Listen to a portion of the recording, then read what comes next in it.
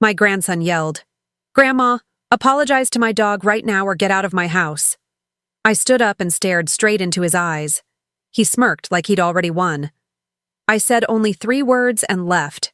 2 weeks later, he was banging on my door, desperate. "I'm glad to have you here.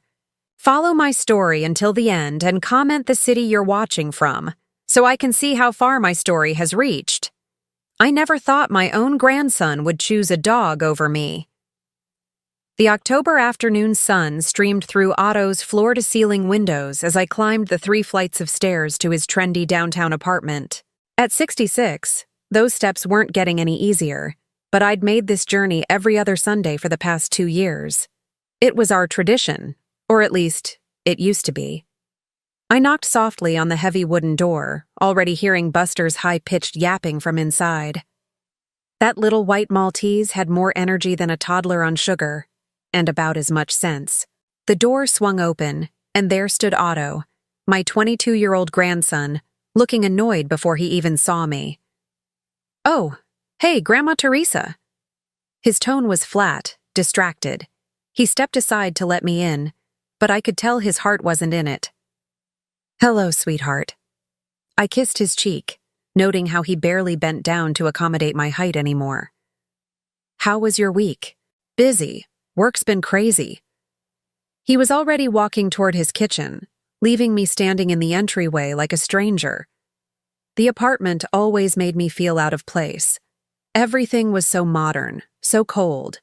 Gray walls, black furniture, those strange light fixtures that looked like metal spiders hanging from the ceiling. Not a single family photo anywhere. The only warmth came from that ridiculous little dog, who was currently spinning in circles on the white leather couch. "I brought you some of those chocolate chip cookies you used to love," I said, holding up the tin container I'd spent the morning preparing. "The ones with the pecans." Otto barely glanced at it. "Thanks. Just put them on the counter." I set the tin down carefully, trying not to let his indifference sting. This wasn't the same boy who used to run to my house every day after school, who begged me to teach him how to bake, who called me his best friend. That boy had disappeared somewhere along the way, replaced by this distant stranger who treated me like an obligation. Buster jumped down from the couch and trotted over to investigate the newcomer. I'd always been good with animals, so I reached down to pet him. But as I shifted my weight, my foot accidentally bumped his tiny paw. The dog let out a dramatic yelp, more surprise than pain, and skittered backward. What happened next will be burned into my memory forever. "Grandma!" Otto's voice exploded across the room. "What the hell?" I looked up, startled by the fury in his face. "I'm sorry, honey, I didn't mean—" "You need to apologize to Buster right now." I blinked, certain I'd misunderstood. "Excuse me?" Otto stormed over, scooping up the dog and cradling him like he was injured. "You stepped on him. He could have been seriously hurt." "Otto, it was an accident. I barely touched. I don't care if it was an accident." His voice rose higher, and I could see the veins in his neck standing out. "You need to apologize to him right now, or get out of my house." The words hit me like a slap across the face. I stood there in his pristine living room, this woman who had changed his diapers, who had walked him to school every day when his parents were too busy, who had saved every dollar to buy him the bicycle he wanted for his 10th birthday. And he was demanding I apologize to a dog. "Otto," I said slowly, my voice steady despite the earthquake happening in my chest. "You're asking me to apologize to a dog?" "Yes. Buster is family to me. He's more important than—" He caught himself, but the damage was done. More important than me. That's what he'd been about to say. I looked at my grandson. Really looked at him. When had he become this person? When had I become so disposable to him? The boy I'd raised during countless summers, who I'd supported through every scraped knee and broken heart, was now treating me like I was less valuable than a 4-pound ball of fur. The silence stretched between us, thick and suffocating. Buster had stopped whimpering and was now wagging his tail, completely oblivious to the destruction he'd caused. Otto held him tighter, his jaw set in stubborn defiance. I could have argued. I could have reminded him of everything I'd done for him, every sacrifice I'd made. I could have pointed out the hypocrisy of demanding respect for a dog while showing none to his own grandmother. I could have fought, but I didn't. Instead, I reached for my purse with hands that were steadier than I felt. I adjusted the strap over my shoulder and looked my grandson directly in the eyes. Those eyes that used to light up when he saw me, that used to beg me for just one more story, one more cookie, one more hug. "All right, Otto," I said quietly. Just 3 words, but in my voice there was something he'd never heard before. Something final. He must have sensed it too, because his expression shifted slightly. "Grandma, I just think—" "No need to explain, sweetheart." I kept my voice gentle, almost serene. "I understand perfectly." I turned toward the door, my movements deliberate and unhurried. Behind me, I heard Otto clear his throat. "So, are you going to apologize to Buster or what?" I paused with my hand on the doorknob, but didn't turn around. "Goodbye, Otto." The door clicked shut behind me with a soft finality that seemed to echo in the hallway. I stood there for a moment, listening to the muffled sounds from inside. Otto's footsteps, the dog's renewed yapping, the distant hum of his expensive sound system. Then I walked to the elevator, pressed the button, and waited. As the floors counted down, 3, 2, 1, I felt something unexpected settling over me. Not heartbreak, though that would come later. Not anger, though that was there too. It was something else entirely. It was clarity. For 22 years, I'd watched Otto grow up believing that love meant never having to face consequences. His parents, Soraya and Easton, had made sure of that. They'd given him everything he wanted, when he wanted it, no questions asked. They'd taught him that his comfort was more important than other people's feelings, that his wants trumped everyone else's needs. And I'd been complicit in it. I'd made excuses for him, covered for him, loved him unconditionally even when he showed me none in return. But standing in that elevator, descending away from the grandson who'd just chosen a dog over his grandmother, I realized something that should have been obvious years ago. Otto had learned exactly what his parents had taught him. That Teresa, good old reliable Grandma Teresa, would always be there. That she would take whatever scraps of affection he threw her way and be grateful for them. That she had no value beyond what she could provide. The elevator doors opened to the lobby, and I walked out into the crisp October air. My small sedan sat in the visitor parking space, the same spot I'd parked in dozens of times before. But this felt different. This felt like the last time. As I drove home to my modest duplex across town, I thought about the envelope sitting in my bedroom closet, the one I'd been carrying around for 3 years now, waiting for the right moment, the one that would change everything for Otto if he only knew what it contained. But Otto had made his choice today. He'd shown me exactly where I ranked in his list of priorities, and it was somewhere below a spoiled Maltese who spent most of his day sleeping on designer furniture. I pulled into my driveway and sat in the car for a moment, watching the wind blow the first fallen leaves across my small front yard. In 2 weeks, Otto would come looking for me. Not because he missed me, not because he'd realized his mistake. He'd come because he'd finally learned what that envelope contained, and he'd need me to make it real. But by then, it might be too late for apologies. Even ones meant for humans. The silence in my house felt different after that Sunday. I sat at my kitchen table the next morning, nursing a cup of coffee that had gone cold while I stared at the empty chair across from me. That's where Otto used to sit during our weekend visits, back when he was small enough to need a booster seat, back when spending time with Grandma Teresa was the highlight of his week. The tin of chocolate chip cookies sat unopened on my counter, a reminder of yesterday's humiliation. I'd spent 3 hours making those cookies, the same recipe I'd used since he was 5 years old. The same recipe his mother Soraya had declared too fattening when Otto turned 12, around the time she decided I was becoming too influential in her son's life. I should have seen the signs then, But like most grandmothers, I thought love would be enough. My phone buzzed against the wooden table. A text message from Soraya. Mom called and said you upset Otto yesterday. Maybe it's time to give him some space to grow up.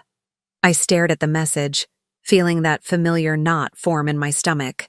Soraya had never called me Mom. It was always Teresa, or when she was being particularly cold, Otto's grandmother. But she'd start using Mom when she wanted to manipulate me, when she needed something. I deleted the message without responding. The truth was, I'd been giving Otto space for years. Every time Soraya decided I was overstepping, every time Easton made some comment about boundaries, I'd stepped back. I'd watched from a distance as they filled Otto's world with expensive gadgets and designer clothes, teaching him that love came with a price tag, and that people were disposable when they stopped being useful. But I'd stayed quiet. I'd played the role of the grateful grandmother, happy for whatever crumbs of attention they threw my way. Walking to my bedroom, I opened the closet door and pushed aside the winter coats I rarely wore in our mild climate. Behind them sat a small fireproof safe, the kind you could buy at any office supply store. Inside that safe, along with my birth certificate and social security card, was an envelope that had been waiting for 3 years. I pulled it out with trembling fingers. The envelope was thick, cream-colored paper with my name written across the front in my brother Harold's careful handwriting. Harold, who'd died of a heart attack at 78, leaving behind no wife, no children, and a fortune that would have surprised anyone who knew his modest lifestyle. Harold had been the quiet one in our family, the brother who worked as a bookkeeper for 40 years and lived in the same small house our father had left him. What none of us knew, what even I hadn't suspected until the lawyer contacted me, was that Harold had been investing every spare penny for 5 decades. He'd bought IBM stock in 1962. He'd purchased real estate in neighborhoods that everyone else had written off. He'd lived on $20,000 a year while his portfolio grew to numbers that still made my head spin. $2,400,000. All of it left to Otto, with one very specific condition. I had to be the one to oversee the inheritance until Otto turned 25. Harold had been crystal clear in his will. He'd watched Otto grow up, seen the way Soraya and Easton spoiled him, and he'd been worried about what would happen if that much money fell into unprepared hands. Teresa is the only one in this family with sense, he'd written in his letter to me. She'll know when the boy is ready, if he's ready. For 3 years I'd kept this secret. Through Otto's college graduation, through his first job, through all the family gatherings where Soraya would make subtle digs about my limited financial circumstances, I'd watched them struggle with credit card debt while sitting on the power to change Otto's life forever. But Harold had been smart. The inheritance came with strings attached. Otto couldn't just blow through the money on cars and vacations. The funds would be released in stages, with the largest portion, $1,800,000, only becoming available if Otto could demonstrate financial responsibility and respect for family values by age 25. I was the sole judge of whether he'd met those criteria. Yesterday, when Otto had demanded I apologize to a dog, I'd realized something that should have been obvious long ago. The boy Harold had worried about, the one who needed time to mature, hadn't grown up at all. If anything, he'd gotten worse. The kitchen timer went off, pulling me from my thoughts. I'd put a pot roast in the slow cooker this morning, more from habit than hunger. Otto used to beg me to make pot roast every time he visited. "It's better than any restaurant, Grandma," he'd say, helping himself to thirds. Now I was cooking for one, the way I had been for months. I sealed the envelope back in the safe, but something made me pause. Next to Harold's letter was another document I'd almost forgotten about. The power of attorney Harold had insisted I sign before his death. It gave me access to a safety deposit box at First National Bank, one I'd never opened. "Just in case," Harold had said mysteriously. "Teresa, there might come a time when you need more than just words to make them listen." I'd never understood what he meant by that. But as I sat in my empty kitchen, listening to the silence where Otto's laughter used to be. I began to wonder if my brother had seen something coming that I'd missed. The afternoon stretched ahead of me, long and quiet. No phone calls from Otto asking about weekend plans. No impromptu visits where he'd raid my refrigerator and tell me about his week. Just silence and the weight of decisions I wasn't ready to make. But Harold's words echoed in my memory. She'll know when the boy is ready. If he's ready. For the first time in 3 years, I was beginning to think that "if" was doing a lot of heavy lifting. My phone rang, interrupting my brooding. The caller ID showed a number I didn't recognize, but something about it seemed familiar. Hello? Mrs. Valdez, this is Jonathan Morrison from Morrison, Keller and Associates. We handled your brother's estate. My pulse quickened. Yes, I remember. Is something wrong?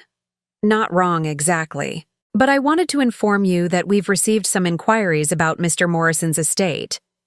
It seems someone has been asking questions about the inheritance provisions. I gripped the phone tighter. What kind of questions? Well, that's what's interesting. The inquiries came from a Mr. Easton Valdez, claiming to be conducting financial planning for the family.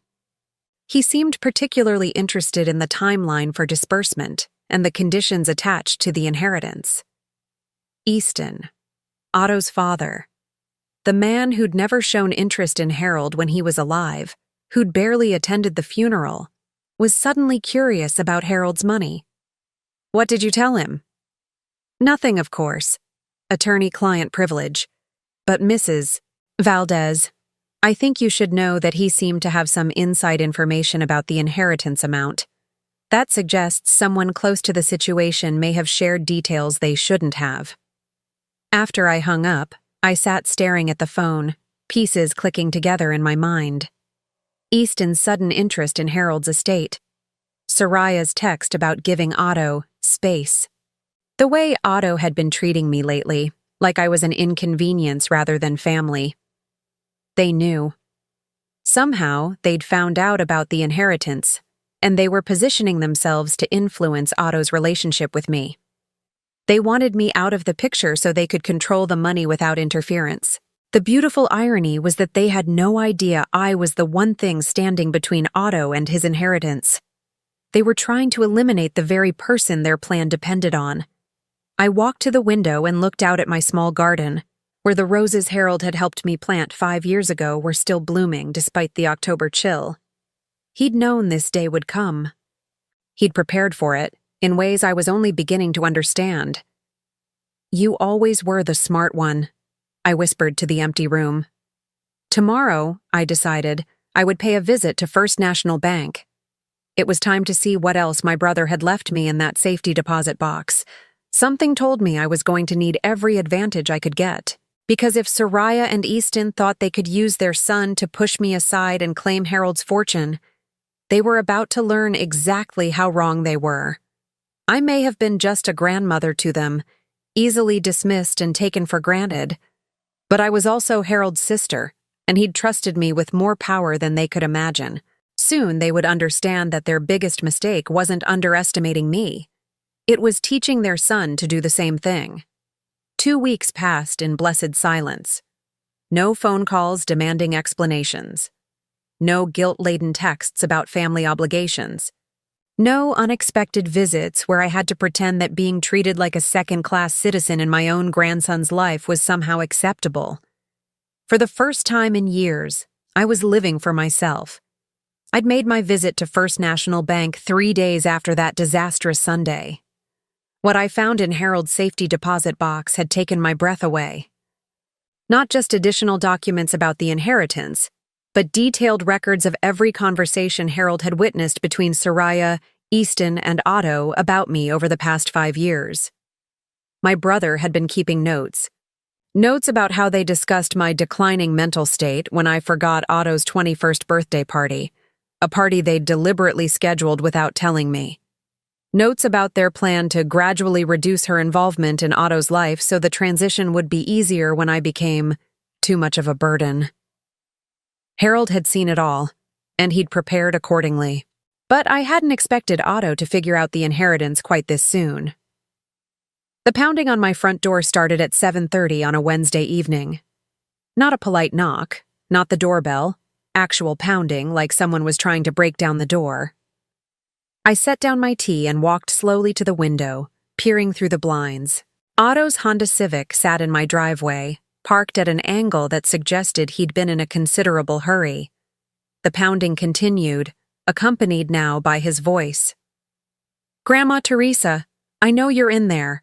Please, I need to talk to you." I considered ignoring him. Part of me wanted to let him stand out there and think about what it felt like to be dismissed, to have your needs considered unimportant. But curiosity won. I opened the door, and the sight that greeted me was not what I'd expected. Otto looked like he hadn't slept in days. His usually perfect hair was disheveled, his clothes wrinkled.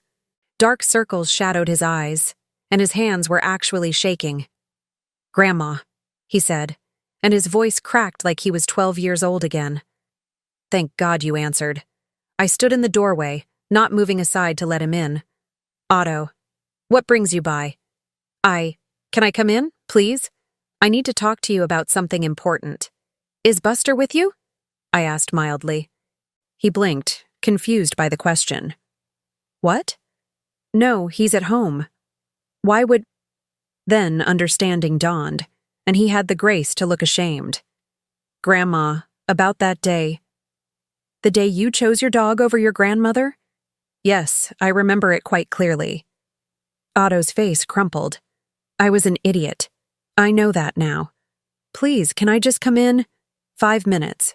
That's all I need." Against my better judgment, I stepped aside. Otto practically tumbled through the doorway, his relief palpable. We sat in my living room, the same room where he'd spent countless afternoons as a child, building pillow forts and begging for stories. Now he perched on the edge of my old sofa like he was afraid it might collapse beneath him. "Grandma, I found something. Something about Uncle Harold." I kept my expression neutral. "Oh?" Otto pulled out his phone, his hands still trembling slightly. "A lawyer called me yesterday, Morrison something. He said there were documents I needed to sign regarding an inheritance." "And what did you tell him?" "I told him I didn't know anything about any inheritance. I thought it was a scam at first, but then he mentioned your name as the executor. And Otto's voice trailed off as he studied my face. "You knew, didn't you? You've known this whole time." I folded my hands in my lap, saying nothing. "Grandma, he said Uncle Harold left me money. A lot of money. $2.4 million. The number came out as a whisper, like saying it too loud might make it disappear. "Is that what Mr. Morrison told you?" "He said I needed to meet with you to discuss the terms." "Terms, Grandma. There are conditions on my own inheritance, and you're the one who decides if I meet them." Otto leaned forward, his eyes bright with desperation and something else. Calculation. "What are the conditions? What do I need to do?" I studied my grandson's face, seeing traces of the little boy who used to climb into my lap when thunderstorms scared him. But I also saw something else now, something that broke my heart, even as it confirmed what I'd suspected. He wasn't here because he missed me. He wasn't here because he regretted choosing a dog over his grandmother. He was here because he wanted something from me. "Otto," I said quietly, "tell me about the last 2 weeks." He blinked, clearly thrown by the change of subject. "What?" "The last 2 weeks, since you threw me out of your apartment. Tell me what you've been thinking about." Otto shifted uncomfortably. I've been busy with work. And Buster had to go to the vet because he hurt his paw and— "You've been thinking about the inheritance?" "No." "Well, yes, but only since yesterday when the lawyer called. Grandma, you have to understand, if this is real, if Uncle Harold really left me that kind of money. You've already started planning how to spend it." Otto's silence was answer enough. I stood up slowly, feeling every one of my 66 years in my joints. "Otto, do you know what your uncle's conditions were?" He shook his head eagerly. Financial responsibility and respect for family values. I let each word sink in before continuing. Harold was worried about you, sweetheart. He saw how your parents raised you, saw how you treated the people who loved you, and he was concerned about what would happen if you received a large inheritance without earning it. Otto's face paled. What does that mean exactly? Respect for family values? I walked to the mantel where Harold's photo sat next to pictures of Otto as a child. In one of them, Harold was teaching 7-year-old Otto how to fish, both of them grinning at the camera. Your Uncle Harold was a wise man. He knew that money without character is dangerous. He wanted to make sure you'd learn to value the right things before you inherited his life's work. But I have learned those things. Otto's voice rose with panic. I've got a good job. I pay my bills. I'm responsible. I turned back to him, seeing the desperation in his eyes. 2 weeks ago, you demanded that I apologize to your dog or leave your home. You chose the comfort of a pet over the dignity of the woman who raised you. Tell me, Otto, what family values does that demonstrate? The color drained completely from Otto's face. He opened his mouth, closed it, then opened it again like a fish gasping for air. Grandma, that was different. I was having a bad day, and Buster means a lot to me, and I don't? The question hung in the air between us. Otto stared at me, and for the first time I saw him really seeing me. Not as an obstacle to his inheritance, not as a convenient babysitter or cookie supplier, but as a human being whose feelings mattered. You do, he whispered. You do mean a lot to me. Do I, Otto? Because your actions suggest otherwise. He buried his face in his hands. God, what have I done? Grandma, I'm so sorry. I've been such an ass. Mom and Dad, they've been saying things about you, about how you're getting older and maybe becoming a burden, and I guess I started believing them. Now we were getting to the truth. What kind of things have they been saying? Otto looked up, tears in his eyes. They said you were becoming needy, that you were trying to control my life by making me feel guilty for not visiting enough. They said it would be healthier for both of us if I established some boundaries. Boundaries. That was Soraya's favorite word when she wanted to cut me out of something. And you believed them. I wanted to believe them, he admitted, his voice broken. It was easier than admitting I was being selfish. It was easier than acknowledging that I'd been taking you for granted. Otto slid off the couch and onto his knees beside my chair, looking up at me with the same expression he'd worn as a 5-year-old when he'd broken my favorite vase. Grandma, please. I know I don't deserve it, but please give me another chance. Tell me what I need to do to prove I've learned from this. I'll do anything. I looked down at this young man who carried my blood, who had been the center of my world for 2 decades, the boy I'd loved unconditionally, who had broken my heart with his casual cruelty. Otto, there's something else you need to know about the inheritance. His breath caught. What? The conditions aren't just about proving yourself to Harold. They're about proving yourself to me. I'm the one who decides if you're ready for that responsibility. Me, the grandmother you dismissed. Me, the woman you chose a dog over. The full weight of his situation finally hit him. I could see it in his eyes, the realization that his future depended entirely on the person he'd treated the worst. Grandma, he whispered, what can I do? How can I fix this? I stood up, smoothing down my skirt. That's something you're going to have to figure out for yourself, Otto. But I'll give you a hint. It's not about what you can do for me. It's about who you choose to become. I walked toward the front door, and Otto scrambled to follow me. Wait, that's it? You're not going to tell me what Harold wanted? You're not going to give me a list of requirements? I opened the door, cool evening air rushing in. Harold trusted me to know when you were ready, Otto. Right now, you're not even close. Otto stood in my doorway, looking lost and terrified. How long do I have? You turn 25 in 18 months. That's when Harold wanted the bulk of the inheritance released. 18 months, he repeated numbly. 18 months to prove you've learned what family really means. 18 months to show me that you're worthy of Harold's trust. I paused, looking at this young man who had caused me so much heartache. Otto, your uncle left you that money because he believed you had the potential to be a good man. But potential isn't enough. You have to choose to become that person.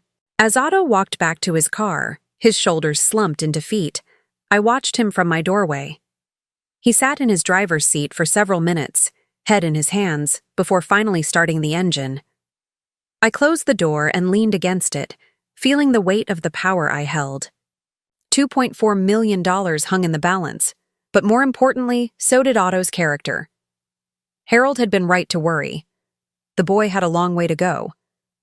But for the first time in years, I'd seen a crack in the armor of entitlement that Soraya and Easton had built around their son. A glimpse of the remorseful, frightened young man beneath the spoiled exterior. Whether that crack would widen into genuine change remained to be seen. But I had 18 months to find out. The phone started ringing at 6 a.m. I was already awake, sitting at my kitchen table with my coffee, watching the sunrise paint my small garden in shades of gold and amber. I'd been expecting this call since Otto left my house 3 days ago, looking like a man who'd just discovered his entire future hung in the hands of someone he'd deeply wronged. The caller ID showed Soraya's number. I let it ring. It stopped, then immediately started again. This pattern continued for 10 minutes before I finally answered. "Good morning, Soraya." "Teresa." Her voice was sharp, clipped. The fake sweetness she usually employed when she wanted something was nowhere to be found. "We need to talk." "Do we?" "Don't play games with me. Otto told us about the inheritance, about Harold's, conditions."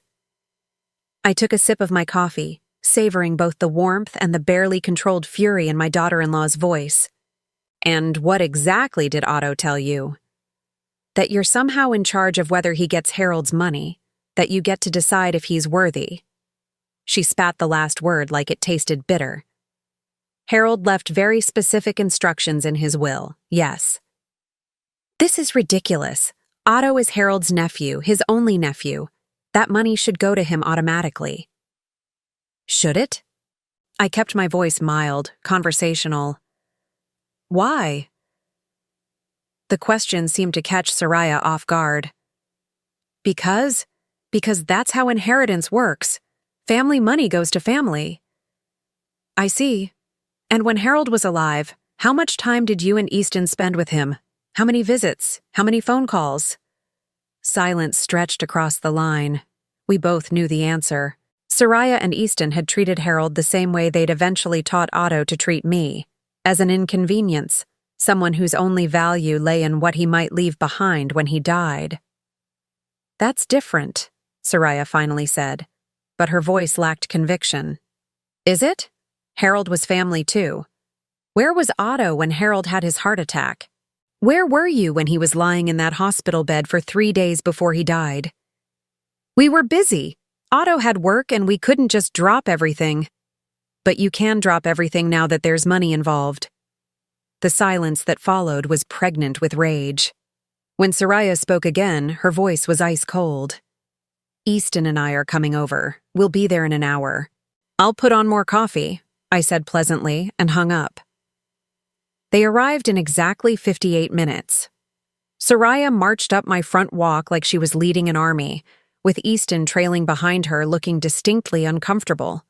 Through my window, I could see Otto sitting in their car, apparently relegated to waiting outside like a child being discussed by the adults. I opened the door before Soraya could knock, which seemed to throw her off balance. She'd probably been planning some dramatic entrance. "Soraya, Easton, please, come in." Soraya swept past me into my living room, her designer heels clicking against my hardwood floors. She was dressed for battle, power suit, hair pulled back severely, makeup applied like war paint. Easton followed more slowly, nodding at me with the awkward politeness of a man who knew he was about to watch his wife make a scene. "Sit down," Soraya commanded, as if she were in her own home instead of mine. I remained standing, I prefer to stand, thank you. Fine. Soraya turned to face me, her arms crossed. Let's cut through the pleasantries. You're holding Otto's inheritance hostage to what? Make him jump through hoops for your entertainment? I'm honoring Harold's wishes. Harold's dead. He doesn't get to control people from beyond the grave. Actually, he does. That's how wills work, Soraya. Surely someone with your education understands that. Easton cleared his throat. Teresa, maybe we could discuss this reasonably.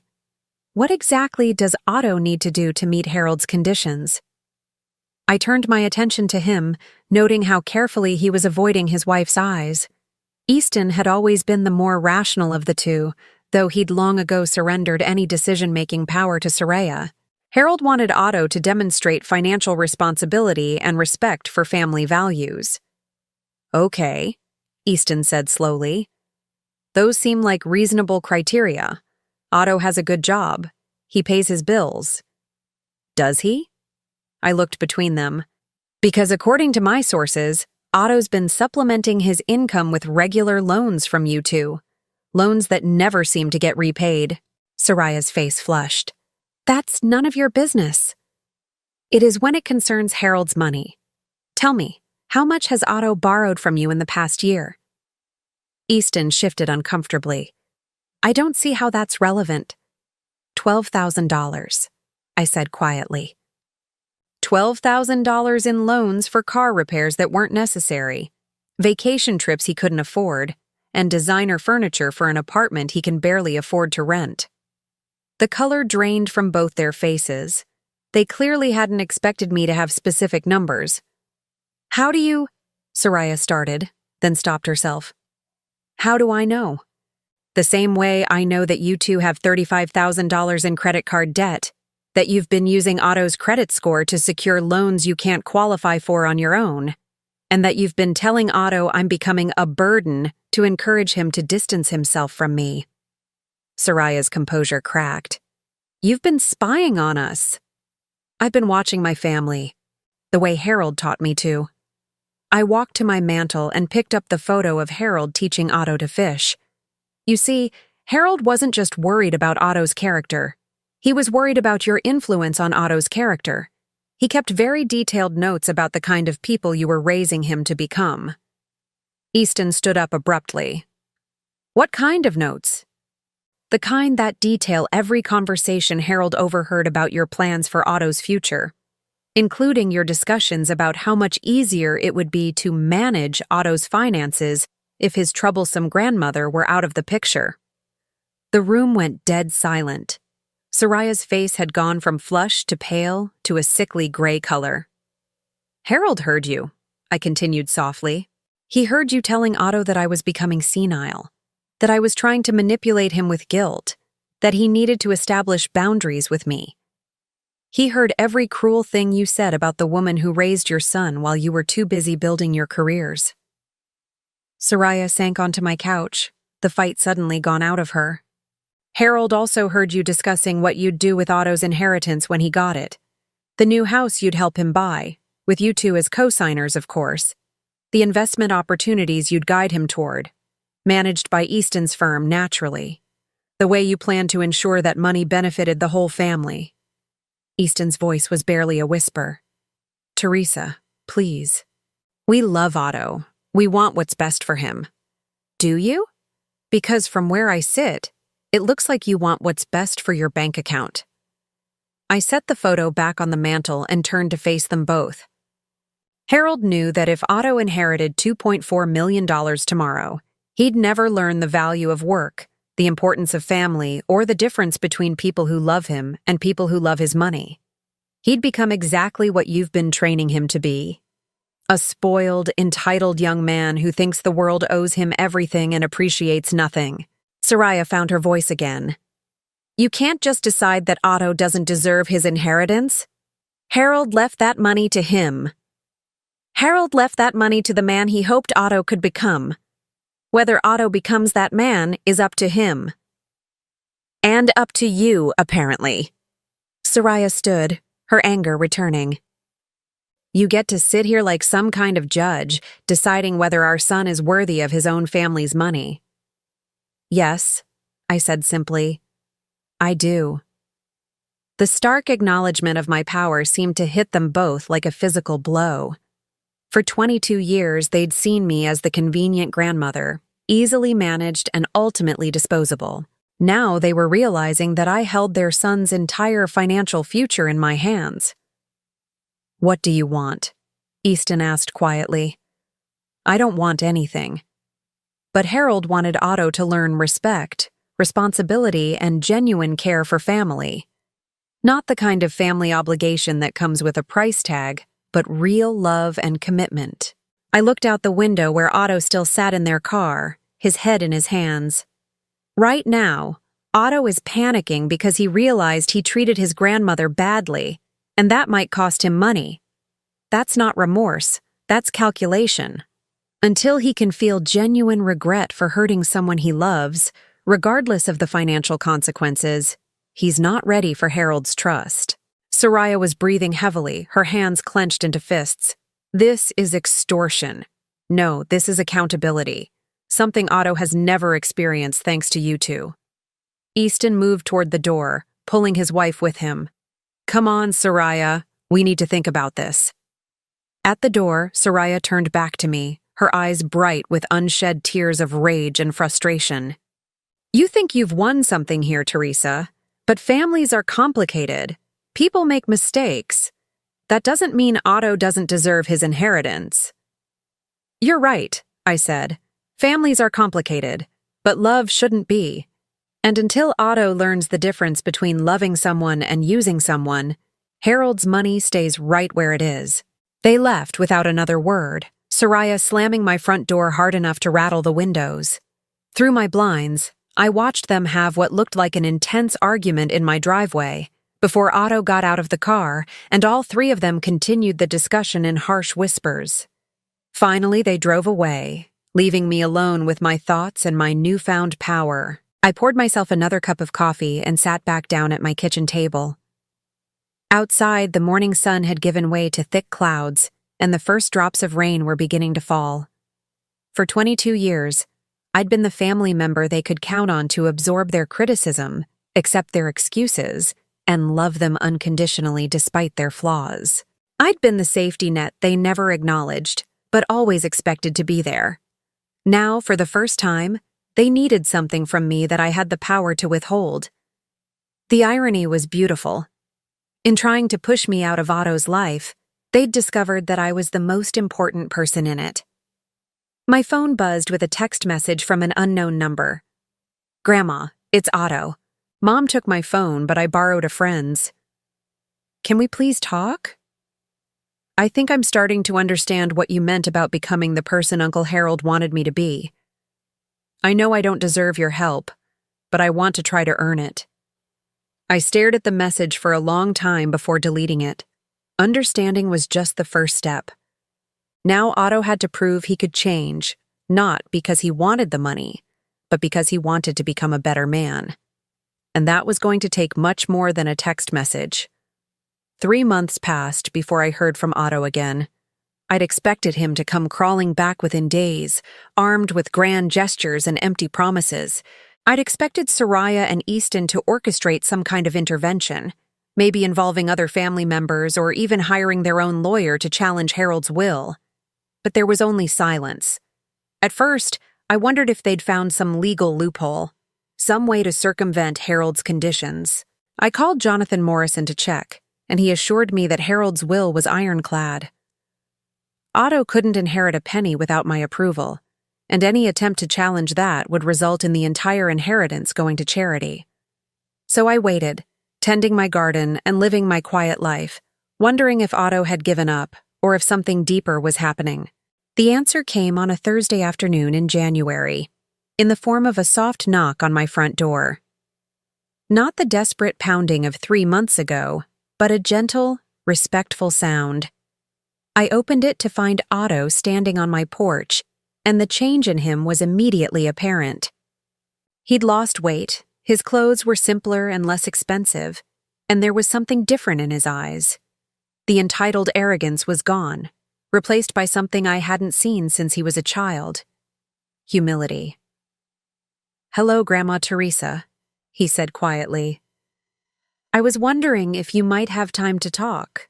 I studied his face, looking for traces of the calculating desperation I'd seen before. Instead, I saw exhaustion, uncertainty, and what looked like genuine sadness. "Come in," I said. We sat in my living room, but this time Otto didn't perch on the edge of the furniture like he was planning a quick escape. He settled back into the old sofa, looking around the room with what seemed like nostalgia. "I remember building forts here," he said softly. "You'd let me use all your good blankets, even though Mom said I'd ruin them." "You never ruined anything," I replied. "You were always careful with my things." He nodded, then took a deep breath. "Grandma, I need to tell you what these past 3 months have been like." "All right. First, I need you to know that I haven't spoken to Mom or Dad since the day they came here. When we left your house that day, they spent the entire drive home telling me what I needed to do to manipulate you into releasing the inheritance." My heart clenched, though I wasn't surprised. What did they suggest? "They wanted me to pretend to be sick, to make you feel guilty for withholding money that could help with my medical bills. When I refused, Dad suggested I should threaten to cut contact with you permanently if you didn't sign the papers." Otto's voice was steady, but I could see the pain in his eyes. "When I told them I wouldn't manipulate you anymore, Mom said I was being stupid and naive. She said you were just an old woman trying to feel important, and that if I played along for a few months, I'd get the money and could go back to living my life." "And what did you say to that?" "I told them that if that's what they thought of you, of the woman who raised me while they were building their careers, then I didn't want their advice anymore." Otto leaned forward, his hands clasped tightly together. "Grandma, I moved out of my apartment." This surprised me. "Why?"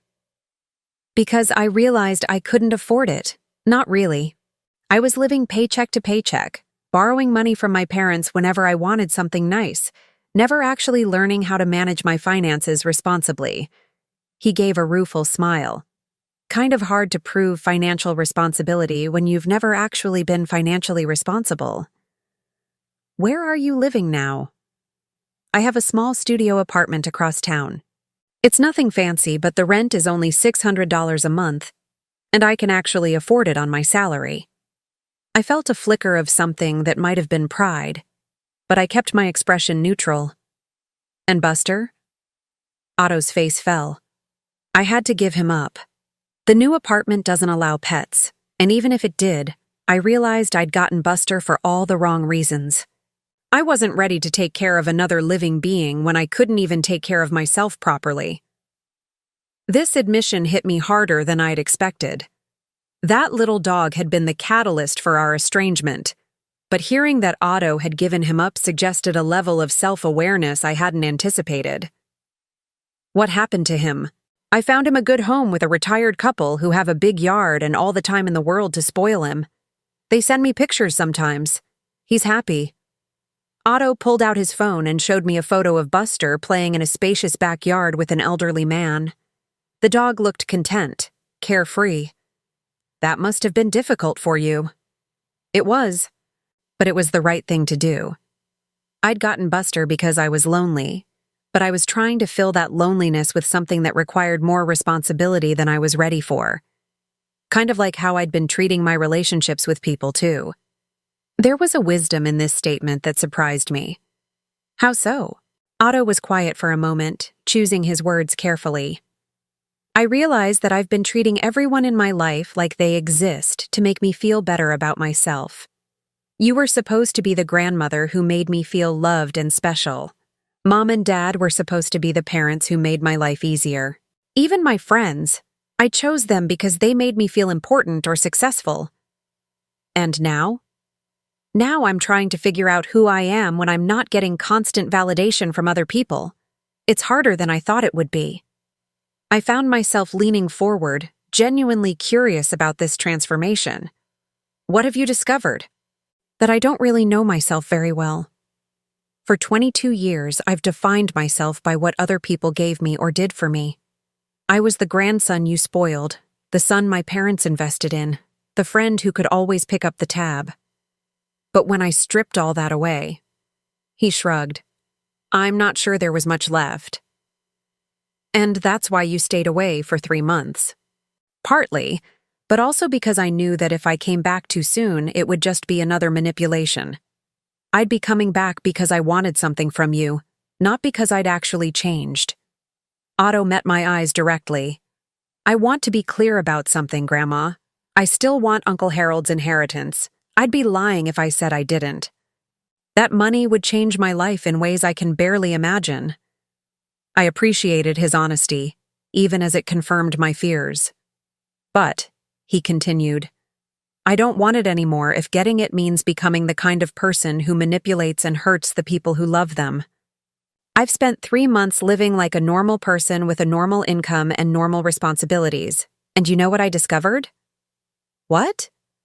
I'm okay. I'm actually okay. I don't need $2.4 million to be happy. I don't need my parents' approval or their financial support. I don't need a fancy apartment or an expensive car or a designer dog to feel good about myself. Otto's voice grew stronger as he spoke. For the first time in my life, I'm supporting myself completely. I'm learning to cook instead of ordering takeout every night. I'm walking to work instead of driving everywhere. I'm reading books from the library instead of buying whatever I want online. And how does that feel? It feels like I'm finally growing up. I sat back in my chair, processing what I'd heard. This wasn't the desperate, calculating young man who'd pounded on my door 3 months ago. This was someone who seemed genuinely committed to change. But I had to be sure. Otto, what do you think Harold meant by respect for family values? He considered this carefully. I think he meant understanding that family isn't about what people can do for you. It's about what you're willing to do for them, even when it's difficult or inconvenient. Give me an example. Like the way you took care of me when I was little, even though Mom and Dad were so busy with their careers. You didn't get paid for that. You didn't get recognition for that. You did it because you loved me and because I needed someone to be there. And I repaid that love by treating you like you were disposable the moment it became inconvenient to appreciate you. Otto's voice cracked slightly. Grandma, I can't undo the day I chose Buster over you. I can't take back all the times I let Mom and Dad speak badly about you without defending you. I can't erase the years I took your love for granted. No, you can't. But I can promise you that if you give me another chance, I'll spend the rest of my life proving that I've learned from those mistakes. We sat in silence for several minutes. Outside, the January wind rattled my windows, and I could hear the neighbors' children playing in their backyard despite the cold. Otto, I said finally, I want you to think very carefully before you answer this question. He nodded. If I decided tomorrow that you would never inherit Harold's money, if I determined that you hadn't changed enough to meet his conditions, would you still want a relationship with me? Otto didn't hesitate. Yes. Even if it meant disappointing your parents? Even if it meant accepting that you'd lost $2.4 million because of your own mistakes? Yes. Why? Because you're my grandmother. Because you loved me when I didn't deserve it, and you're still here even after I hurt you. Because I finally understand that some things are more important than money. Otto leaned back, exhaustion visible on his face. Grandma, I know I don't have any right to ask this, but would you consider giving me a chance to prove that I've changed? Not for the inheritance, but for us? I studied his face, looking for any trace of deception or calculation. What I saw instead was vulnerability, hope, and what looked like genuine love. What did you have in mind? Let me take care of you for a while. Not because you need taking care of, but because I want to. Let me come over once a week to help with groceries or yard work or whatever needs doing. Let me learn from you the way I should have been learning all along. And the inheritance? Whatever you decide about that, I'll accept. If you think I've earned it, I'll be grateful. If you don't think I'm ready, I'll keep working on becoming the man Uncle Harold believed I could be.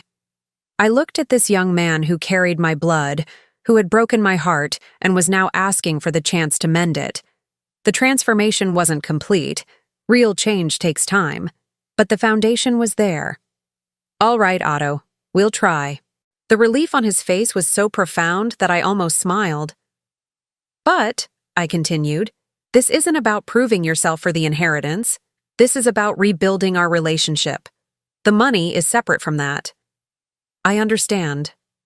"And if your parents try to interfere, if they pressure you to manipulate me or rush this process?" "They won't," Otto said firmly. "I haven't spoken to them since October, and I don't plan to until they're ready to treat you with the respect you deserve." Now I did smile. That might be a very long time. Then it's a very long time. As Otto prepared to leave, he paused at the door. "Grandma, can I ask you something?" "Of course." Do you think Uncle Harold would be proud of the changes I'm trying to make?" I thought about my brother, about his quiet wisdom and his faith in the fundamental goodness of people.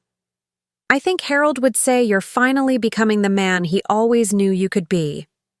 Otto nodded, tears in his eyes. "Then that's enough for now." After he left, I sat in my living room as the winter sun set behind the clouds. For the first time in months, I felt something I hadn't dared hope for. The possibility that my grandson might actually deserve his inheritance after all. But there was still time left in Harold's 18-month timeline, and real change would need to be proven through actions, not words. The hardest test was yet to come. The call came at 2 a.m. on a Tuesday in late March. I'd been having trouble sleeping lately, my arthritis acting up with the changing weather, so I was awake when the phone rang. The number was unfamiliar, but something about the late hour made me answer anyway. "Mrs. Valdez, this is Dr. Martinez from St. Mary's Hospital. Your grandson Otto asked me to call you." My heart stopped. "Is he okay?" "What happened?" "He's fine, but he's been here all night. There was an accident involving his neighbors, an elderly couple, and Otto has been staying with them since they were brought in. He asked me to call because he didn't want you to worry if you tried to reach him. I was already reaching for my clothes." "What kind of accident?" "A house fire. They're both suffering from smoke inhalation, and the gentleman has some burns on his hands. Otto apparently saw the smoke from his apartment window and called 911, then went into the house to help get them out." I closed my eyes, feeling a surge of pride mixed with terror. "I'll be right there." The drive to the hospital felt endless. In the 6 months since Otto had returned to my life, he'd been true to his word. He came by every Sunday, not to ask for anything, but simply to spend time with me. He'd helped me plant a new garden, taught me how to use some of the features on my smartphone, and listened while I shared stories about his childhood that he'd never heard before. But more importantly, I'd watched him struggle with genuine change. It hadn't been easy for him. I'd seen him wrestle with loneliness when he chose to stop spending money he didn't have on social activities. I'd watched him swallow his pride when he had to decline invitations because he was sticking to his budget. I'd seen him bite his tongue when his former friends mocked his smaller apartment and simpler lifestyle. Through it all, he'd never once mentioned the inheritance or asked about his progress toward meeting Harold's conditions. I found Otto in the family waiting area, still wearing pajama pants and a smoke-stained t-shirt. His face was streaked with soot and his hands were bandaged. "Grandma," he said, standing up when he saw me. "I'm sorry Dr. Martinez called you so late. I just thought—" I cut him off with a hug, something I hadn't dared to do in years. He held me tight, and I could feel him trembling. "Tell me what happened," I said. Otto led me to a pair of chairs in the corner. "My neighbors, Mr. and Mrs. Chen, they're both in their 80s. I heard Mrs. Chen screaming around midnight and looked out my window to see smoke coming from their kitchen." "So, you called the fire department?" "Yes, but it was going to take time for them to get there, and I could see Mr. Chen trying to get to the kitchen where Mrs. Chen was trapped by the flames." Otto's voice was steady, but I could see the impact of the night in his eyes. I couldn't just wait and watch. Mr. Chen uses a walker, and Mrs. Chen has trouble moving quickly because of her hip replacement. So I went over. Otto, you could have been killed. I know, but Grandma, they needed help, and I was the only one there. I couldn't live with myself if something happened to them because I was too scared to act. A doctor in scrubs approached us. Are you Mrs. Valdez? Yes. Your grandson is quite a hero. He got both Mr. and Mrs. Chen out of the house safely. Mrs. Chen will need to stay overnight for observation, but Mr. Chen's burns are minor. They're going to be fine. After the doctor left, I turned to Otto. How did you hurt your hands? Otto looked down at his bandages sheepishly. Mr. Chen was trying to go back into the house to save their cat. I had to physically stop him and then go back in myself to find it. You went back into a burning house for a cat? Her name is Mimi. She's been their companion for 12 years. Mr. Chen was willing to risk his life for her, and I couldn't let him do that. Did you find her? Otto smiled for the first time since I'd arrived. She was hiding under their bed, scared but unharmed. The fire department had arrived by then, and they helped me get her out safely. I stared at my grandson, seeing him with new eyes. This wasn't the young man who had demanded I apologize to his dog 18 months ago. This was someone who risked his life for elderly neighbors and their pet, who stayed at the hospital all night to make sure they were okay, who thought to call his grandmother so she wouldn't worry. Otto, I said quietly, do you remember what you said to me the day Harold's inheritance was revealed? About wanting to become the man he believed you could be? Otto nodded. Tonight, you became that man. We spent the rest of the night at the hospital. Otto refused to leave until he was certain the Chens were stable, and I refused to leave him. As the sun came up, painting the hospital waiting room in soft pastels, I made a decision that had been building in my heart for months. Otto, I need to tell you something. He looked at me, exhaustion evident in his face. Harold's conditions for the inheritance were never really about financial responsibility, or even respect for family values, though those things matter. Otto frowned. What do you mean? I pulled out my phone and showed him a photo I'd taken months ago, a picture of a letter Harold had written to me, separate from his will. Your Uncle Harold was worried that you'd never learn to think about anyone but yourself. He was afraid that without consequences, you'd become a person who took everything and gave nothing back. Otto read the letter slowly, his expression changing as he absorbed Harold's words about character, selflessness, and the courage to do what's right, even when it's difficult. The inheritance was never about proving yourself to me, I continued. It was about proving yourself to yourself. Harold wanted you to discover who you really were when no one was watching, when there was nothing to gain from doing the right thing. And tonight? Tonight, when you ran into a burning building to save two elderly neighbors you barely knew. When you stayed here all night to make sure they were okay. When you called me so I wouldn't worry. That's when you proved you'd become the man Harold always hoped you could be. Otto was quiet for a long moment. So I've met his conditions? You've exceeded them. I reached into my purse and pulled out an envelope I'd been carrying for weeks, waiting for the right moment. This contains all the paperwork necessary to release Harold's inheritance to you. $2.4 million, managed through a trust that will give you access to increasing amounts as you continue to demonstrate good judgment. Otto took the envelope but didn't open it. Grandma, can I ask you something? Of course. If this had never happened, if there had never been an inheritance, do you think we would have found our way back to each other? It was a question I'd been asking myself for months. I don't know, I answered honestly. But I'd like to think so. The Otto who risked his life for neighbors tonight, that person was always inside you. You just needed to find him. Otto set the envelope down on the table beside him. I want to do something with this money that Harold would be proud of. Such as?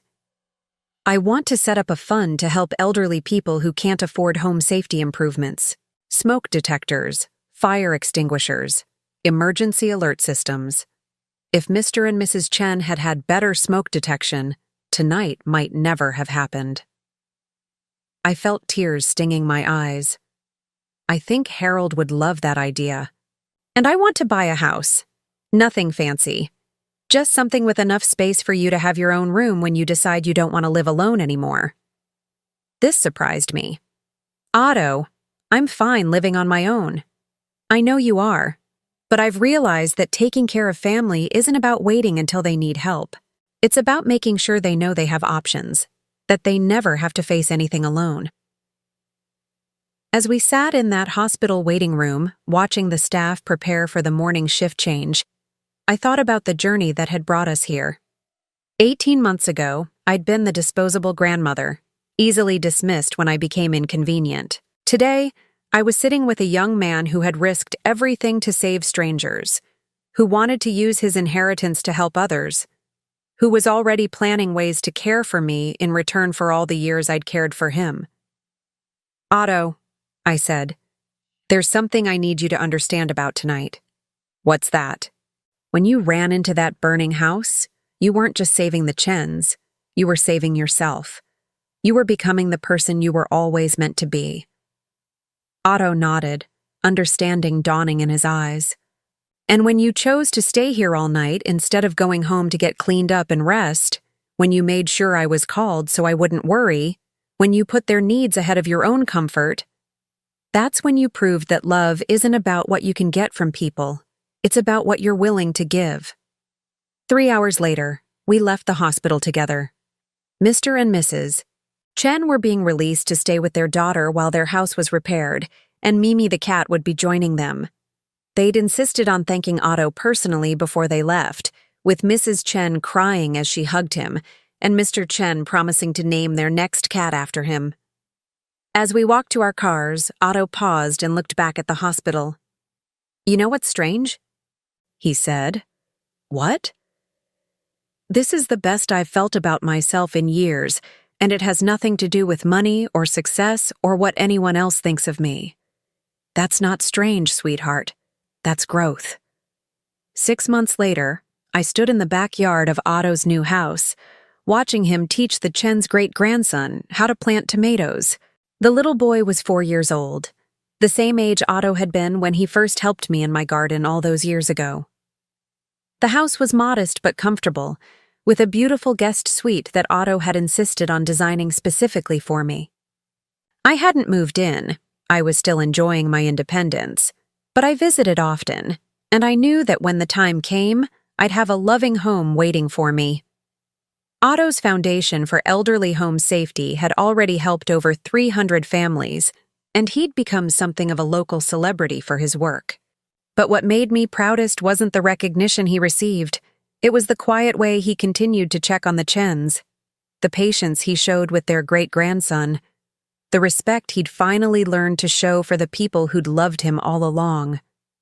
Soraya and Easton had eventually tried to rebuild their relationship with Otto, once they realized he was going to inherit Harold's money after all. But Otto had set firm boundaries with them, making it clear that their relationship could only continue if they treated me with respect and stopped trying to manipulate family dynamics for their financial benefit. It had taken them several months to accept those conditions, but they'd eventually come around. Perhaps the promise of future grandchildren had motivated their change of heart, or perhaps they'd finally realized that their son had grown into a man they could actually be proud of.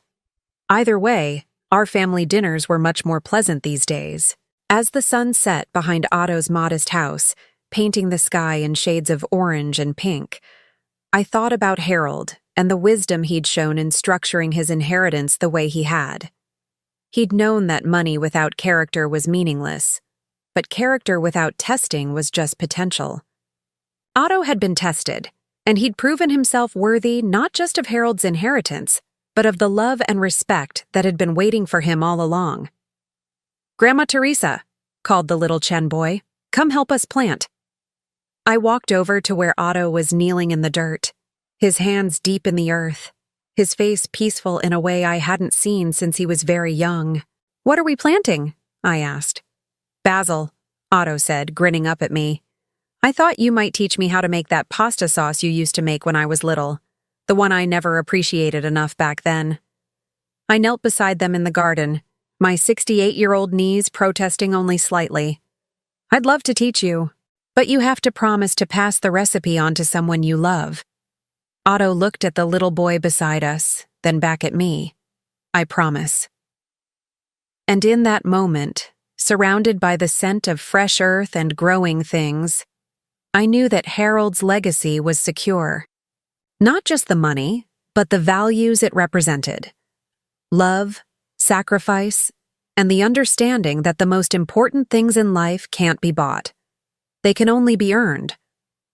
Now I'm curious about you who listened to my story. What would you do if you were in my place?